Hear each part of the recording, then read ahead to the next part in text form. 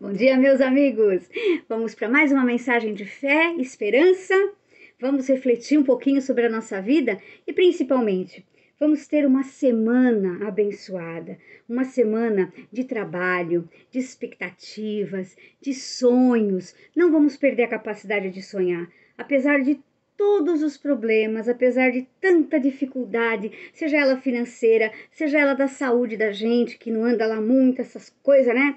Mas enfim, estamos vivos, um dia de cada vez, com muita fé nesse Deus maior e poderoso que não nos abandona e não vai nos abandonar nunca. Hoje a nossa mensagem ela é sobre um filme. Só que faz muito tempo que eu assisti esse filme. Então, para aquilo que eu preciso passar para vocês, tá ótimo. Mas eu não vou lembrar detalhes do filme de uma forma geral, porque eu teria que assistir novamente. E eu, infelizmente, não tive esse tempo. Mas o filme é uma delícia. Ele é um filme antigo, mais antigo, né? Aliás, os filmes da década de 90, eles traziam sempre uma mensagem, décadas de 80, 90, traziam uma mensagem, uma reflexão para nós. Todos tinham alguma coisa. Eu usava muito isso nas minhas aulas, porque é um exemplo vivo de coisas que a gente pode colocar na nossa vida.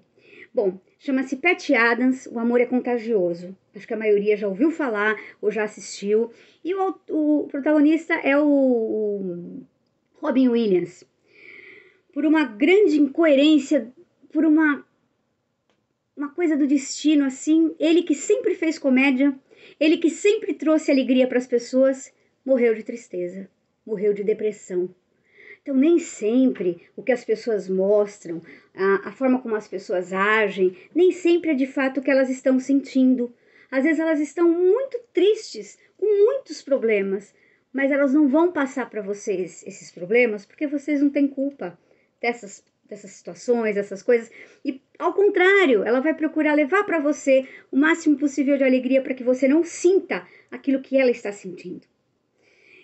E hoje em dia a gente está numa situação muito delicada, porque nós estamos vendo muitas pessoas morrendo, e aí a gente começa a ficar com medo, com muito medo, e aí a gente acaba tendo o risco de estar numa depressão. Então, ou não morre do vírus, ou, se não morre do vírus, morre da depressão. Até porque fica em casa, não vê vida, é muito sério, é muito complicado.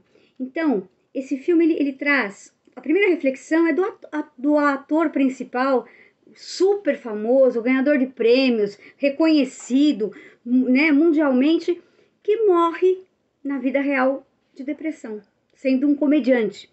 Pra gente ver que nem todo o comediante, ele não é um palhaço ou uma pessoa que está sempre feliz. Ele também está exercendo uma profissão.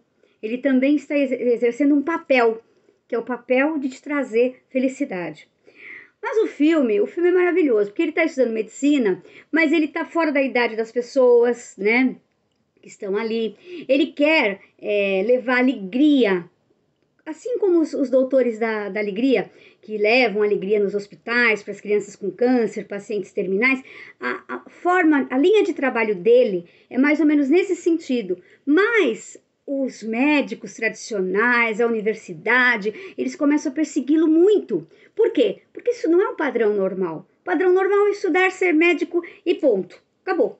Né? E não transgredir normas e regras, porque ele transgredia normas e regras não no mau sentido, no bom sentido para mostrar que curar as pessoas era levar alegria para elas. Está comprovado que quando mais feliz você é, mais saúde você tem, né? O seu corpo está ligado diretamente ao seu cérebro, né? E a tristeza ela vai te causando doenças também, né? E aí ele é perseguido o tempo todo, ele é julgado no final da história, ele quase perde o direito à medicina. É uma coisa muito louca, muito louca. Porque, inclusive, ele tem uma ideia maravilhosa, que é a de fazer um hospital de graça. Cuidar das pessoas gratuitamente, daquelas que mais precisam. E isso, para os médicos, foi uma afronta. Por quê? Porque eles queriam cobrar. E se ele inventa uma associação assim, né, de parceria com alguém que pudesse ajudar e fosse levando devagarinho, e ele foi levando isso e se unindo com outros médicos, com outros colegas, né? Então isso também foi uma forma que abalou as estruturas daquela sociedade naquele momento. Mas o ponto principal, lógico, nós falamos da depressão, nós falamos da perseguição do que é novo e do que você beneficiar as pessoas sem visar o lucro, né? Mas agora vem o terceiro ponto.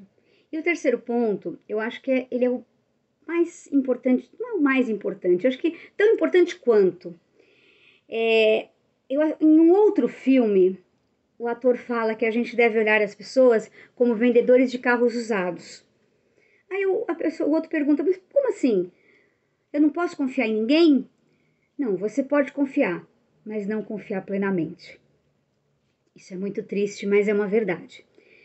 Não é uma questão de ser frio, não é uma questão de não acreditar nas pessoas. No filme, tem uma moça, que inclusive ele tem um carinho muito grande por ela, e ela tinha muito medo das pessoas. Muito medo, porque ela achava as pessoas extremamente perigosas e ela se resguardava, se preservava, não falava com muita gente e tudo mais.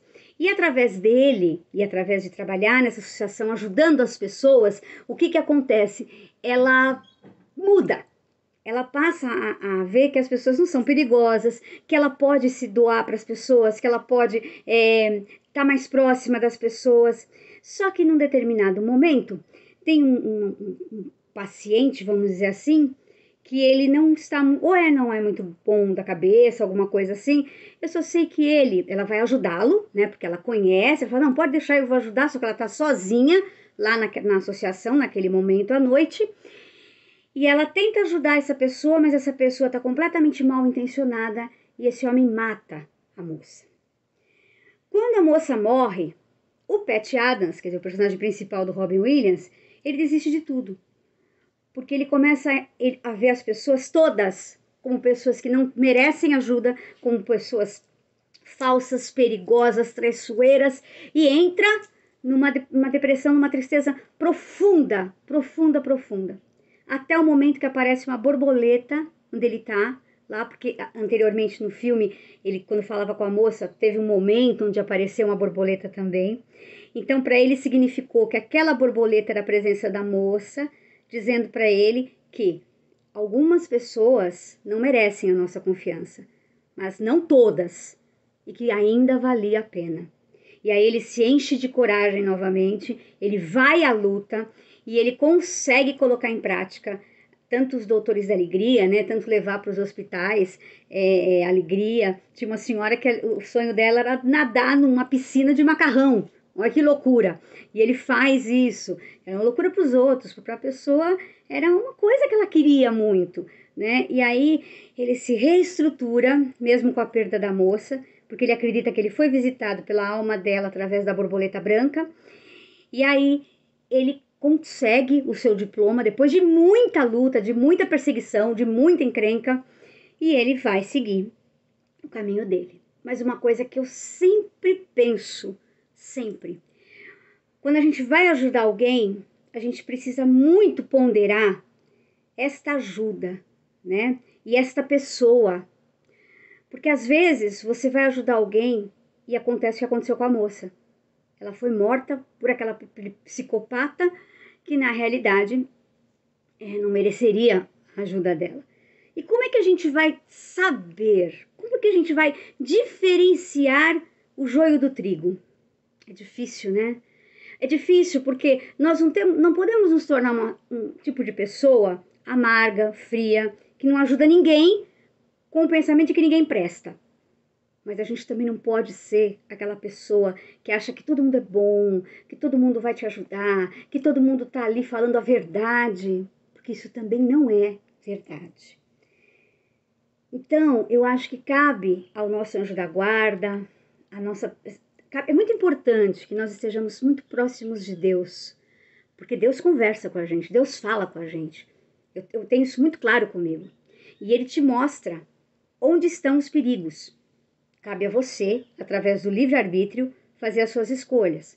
Então, quando você for vivenciar qualquer tipo de situação, seja na tua vida pessoal, seja na tua vida profissional, observe muito, veja muito, tome cuidado, muito cuidado.